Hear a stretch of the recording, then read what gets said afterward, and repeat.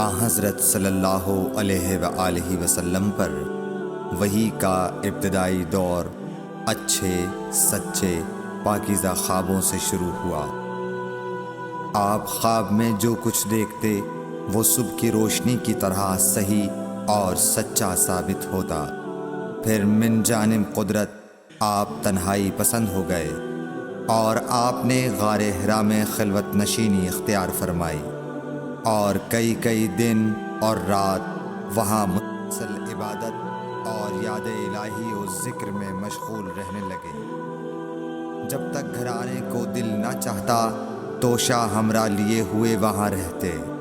توشہ ختم ہونے پر ہی اہلیہ محترمہ حضرت خدیجہ رضی اللہ تعالی عنہا کے پاس تشریف لاتے اور کچھ توشہ ہمراہ لے کر پھر وہاں جا کر خلوت گزین ہو جاتے۔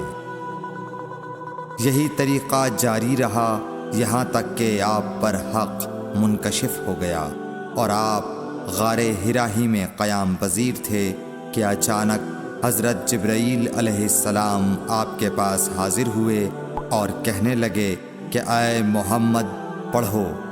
آپ فرماتے ہیں کہ میں نے کہا کہ میں پڑھنا نہیں جانتا۔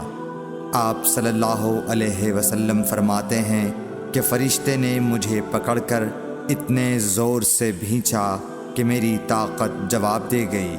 پھر مجھے چھوڑ کر کہا پڑھو۔ میں نے پھر وہی جواب دیا کہ میں پڑھا ہوا نہیں ہوں۔ اس فرشتے نے مجھ کو نہایت ہی زور سے بھینچا کہ مجھ کو سخت تکلیف محسوس ہوئی۔ پھر اس نے کہا کہ پڑھ۔ میں نے کہا میں پڑھا ہوا نہیں ہوں۔ فرشتے نے تیسری بار مجھ کو پکڑا اور تیسری مرتبہ پھر مجھ کو بھینچا۔ پھر مجھے چھوڑ دیا اور کہنے لگا کہ پڑھو اپنے رب کے نام کی مدد سے جس نے پیدا کیا اور انسان کو خون کی پھٹکی سے بنایا۔ پڑھو اور آپ کا رب بہت ہی مہربانیاں کرنے والا ہے۔ بس یہی آیتیں آپ حضرت جبرائیل علیہ السلام سے سن کر اس حال میں غار حرا سے واپس ہوئے کہ آپ کا دل اس انوکھے واقعے سے کانپ رہا تھا۔ آپ حضرت خدیجہ کے ہاں تشریف لائے اور فرمایا کہ مجھے کمبل اوڑھا دو، مجھے کمبل اوڑھا دو۔ لوگوں نے آپ کو کمبل اوڑھا دیا۔ جب آپ کا ڈر جاتا رہا تو آپ نے اپنی زوجہ محترمہ حضرت خدیجہ رضی اللہ تعالی عنہا کو تفصیل کے ساتھ یہ واقعہ سنایا اور فرمانے لگے کہ مجھ کو اب اپنی جان کا خوف ہو گیا ہے۔ آپ کی اہلیہ محترمہ حضرت خدیجہ رضی اللہ تعالی عنہا نے آپ کی ڈھارس بندھائی اور کہا کہ آپ کا خیال صحیح نہیں ہے۔ اللہ کی قسم آپ کو اللہ کبھی رسوا نہیں کرے گا۔ آپ تو اخلاق فاضلہ کے مالک ہیں۔ آپ تو کنبہ پرور ہیں، بے کسوں کا بوجھ اپنے سر پر رکھتے ہیں، مفلسوں کے لیے آپ کماتے ہیں، مہمان نوازی میں آپ بے مثال ہیں اور مشکل وقت میں آپ امر حق کا ساتھ دیتے ہیں۔ ایسے اوصاف حسنہ والا انسان یوں بے وقت ذلت و خواری کی موت نہیں پا سکتا۔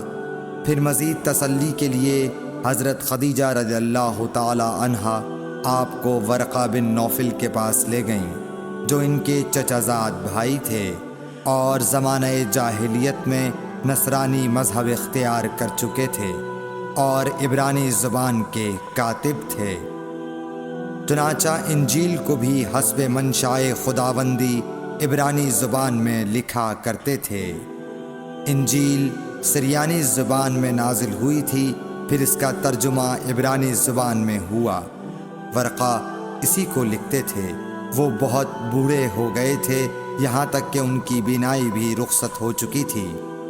حضرت خدیجہ رضی اللہ تعالی عنہا نے ان کے سامنے آپ کے حالات بیان کیے اور کہا کہ اے چچا زاد بھائی، اپنے بھتیجے محمد صلی اللہ علیہ وسلم کی زبانی ذرا ان کی کیفیت سن لیجئے۔